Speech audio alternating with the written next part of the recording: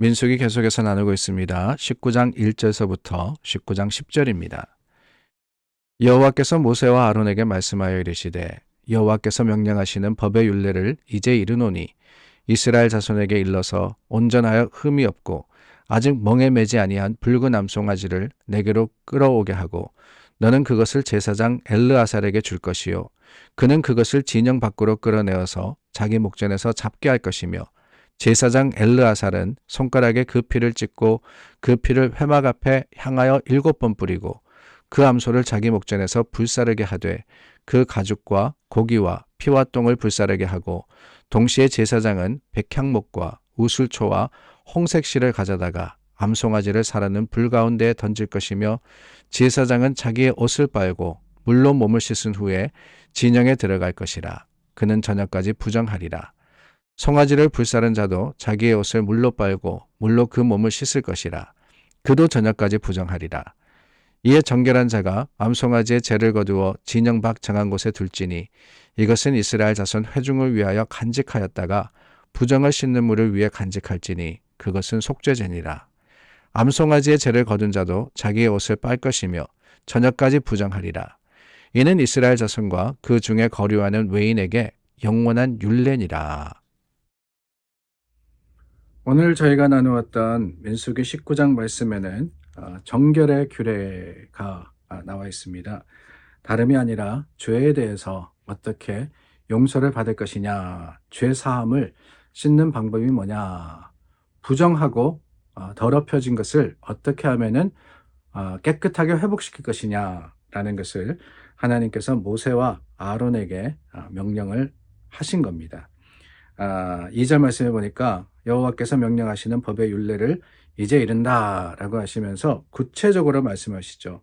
온전하고 흠이 없고 멍에 매지 않은 붉은 암송아지를 가지고 와서 그것을 제물로 드리고 그 탄 제, 그러니까 하나님께 화제로 드린 후에 그 남은 재를 가지고 어떻게 사용할 거냐라는 것을 가르쳐 주고 계십니다.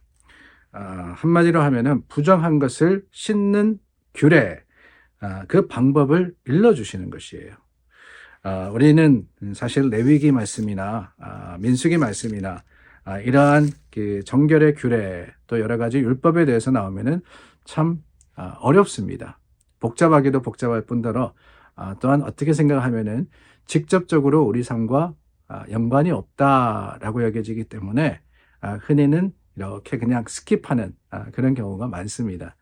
오늘 말씀도 사실 오늘날 우리가 붉은 암송아지를 보는 것도 힘들 뿐만 아니라 그 붉은 암송아지를 잡을 일은 더더욱 없기 때문에 이 말씀은 나와는 상관없다라고 생각할 수 있을 것 같아요.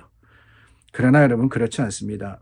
하나님의 말씀이 하나님의 말씀인 것, 우리에게 성경이 주어진 것은 오늘날 우리 삶과 관련이 없다가 아니라 오히려 이 모든 규정과 하나님의 말씀을 통해서 우리 삶을 비춰볼 수 있는 기회다라는 것이 중요한 교훈이라는 겁니다. 오늘 말씀도 그래요. 부정을 씻는 방법, 우리와 무슨 상관이 있느냐 그러지만은 이것을 통해서 우리는 두 가지를 보게 됩니다. 하나는 하나님의 거룩하심입니다. 우리가 하나님은 거룩하신 하나님, 홀리하신 하나님 이렇게 이야기를 하는데요. 그 하나님이 거룩하다라는 말에는 굉장히 중요한 의미가 담겨져 있습니다. 다름이 아니라 하나님은 부정한 것, 하나님은 거룩하지 않은 것, 그것과는 함께하지 못하신다라는 거예요. 여러분 이 말씀 주의해서 들으시기를 바랍니다. 하나님의 능력이 없어서가 아니라 하나님의 본성이 그렇다는 거예요. 하나님의 본성이. 거룩하신 하나님은 절대로 부정한 것, 더러운 것, 추한 것과는 함께하지 못합니다. 그래서 죄인이 하나님께 나아갈 수 없는 거예요. 우리가 보아왔듯이 죄인이 하나님께 나아가면 어떻게 돼요? 죽습니다. 죽음으로써 하나님이 심판하시는 거예요. 거룩하신 하나님이시기 때문에. 근데 그렇다면 문제가 있습니다. 이스라엘 백성들이 17장에도 이야기했듯이 나아가는 자마다 다 죽는데 우리가 다 망하는 거 아닙니까? 우리 어느 누구도 하나님께 나아가지 못하는데 그러면은 우리는 다 망했네요? 라고 할 수 있다는 거예요. 거룩하신 하나님 앞에 어느 누가 감히 나는 죄가 없습니다.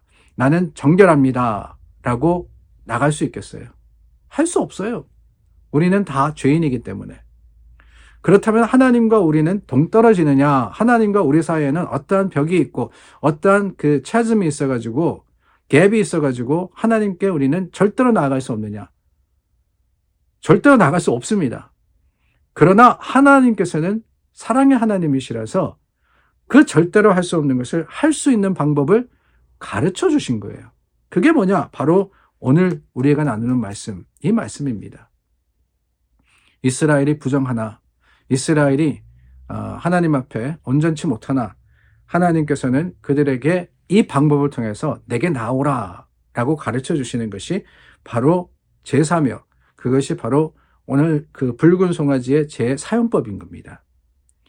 하나님께서는 거룩하신 하나님이시지만은 부정한 것이 정하게 될 수 있는 방법을 가르쳐 주심으로써 이스라엘 백성이, 그리고 오늘 우리가 하나님을 만날 수 있는 길을 열어주신 거예요. 그 이유는 다른 게 아닙니다. 이미 말씀드렸지만은 하나님은 사랑이시기 때문에 그래요.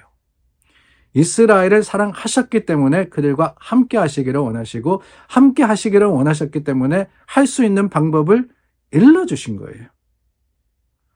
오늘 저와 여러분들도 그렇습니다. 이스라엘 백성만 부정했나요? 아닙니다. 우리도 부정합니다. 오늘 우리도 죄 많은 사람들입니다. 그 죄를 가지고 감히 하나님 앞에 나아갈 수 없는 사람입니다. 그런데 하나님께서는 하나님을 만날 수 있는 방법, 우리 죄인이 하나님과 함께 할 수 있는 방법을 열어두셨는데, 그 방법을 이루어 주셨는데 그게 뭐냐? 바로 예수 그리스도시라는 거예요. 오늘 저희가 나누었던 19장 말씀에는 바로 그 예수님의 모습을 우리가 엿볼 수가 있습니다. 붉은 암송아지를 제사로 드려라 그랬는데, 이 제사는 레위기에 나오는 속죄제와 조금 다릅니다. 오늘 말씀 보니까 특별히 다른 게 뭐냐? 진영 밖으로 끌어내서 잡으라 그랬어요. 진영 밖으로. 여러분, 진영 밖으로, 예루살렘 성 밖에 끌려가셔서 죽으신 분이 누구십니까? 그게 예수님이시잖아요. 우리는 이 붉은 암송아지의 모습에서 바로 예수님의 희생과 십자가를 보게 됩니다. 이 예수님께서 죽으심으로써 이제는 우리가 하나님께 나아갈 수 있는 길을 열어주셨어요. 그래서 예수님의 죽음, 그 죽음이 일어나던 순간 어떤 일이 벌어졌느냐? 성소와 지성소 사이를 가로막고 있던 휘장이 찢어져 내렸다 그랬죠. 지성소라는 것은 하나님의 임재가 있는 것입니다. 성소라는 것은 제사장들이 나아가서 일상적인 여러 제사의 일들을 할 수 있는 곳입니다. 근데 그 사이는 장막이, 휘막이 가로막혀 있어서 절대로 그 안에 아무나 들어갈 수가 없습니다. 1년에 단 한 번 대제사장만이 들어갈 수 있는 데가 지성소였어요. 근데 예수님의 죽음으로써 이제는 그 사이가 열렸다는 거예요. 죄인인 우리가 이제 하나님께 나아갈 수 있는데, 거룩하신 하나님을 뵐 수 있는데, 그 뵐 수 있는 능력이 어디에 있느냐? 바로 예수 그리스도의 보혈, 그 십자가의 능력에 있는 겁니다. 이 암송아지가 진영 밖에서 잡혀서 제물이 되어서 속죄의 역할을 감당했던 것처럼 예수님께서는 예루살렘 성 밖에서 십자가를 지시고 죽으심으로 우리의 길을, 하나님께 나아가는 그 길을 열어주셨습니다. 오늘 그 하나님의 은혜와 사랑이 얼마나 큰지를 기억하고 감사하며 주님께 온전히 나아가는 저와 여러분들이 될 수 있기를 간절히 소망해 봅니다. 기도하겠습니다. 감사합니다. 하나님, 죄 많은 우리를 하나님께서 함께 하시기를 원하셔서 예수님을 통해서 길을 열어주셨습니다. 오늘 그 사랑의 길, 은혜의 길을 담대하게 가는 믿음의 사람 되게 하여 주시고, 여전히 죄 많다 할지라도 그 죄를 용서하셨음을 확신하여서 오늘도 믿음의 소망 가지고 하루를 살아갈 수 있도록 도와주시옵소서. 예수님 이름으로 기도드립니다. 아멘. 우리 함께 기도하며 오늘도 하나님 앞에 바로 서는 저와 여러분 될 수 있기를 바랍니다.